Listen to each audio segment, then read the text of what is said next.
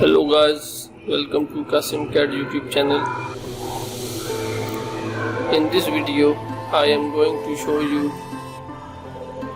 how to use AutoCAD as a 3D printing. First of all, you need to create a 3D object as you desire. After creating a 3D model, you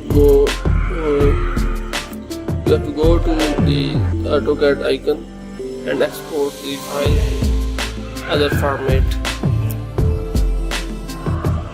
Now you have to choose the drop down menu and lithography STL file. Now change the name of your model.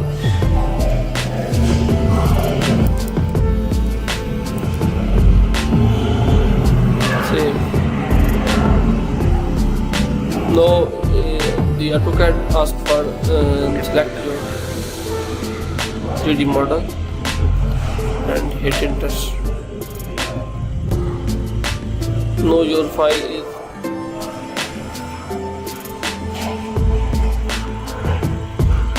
ready. Our 3D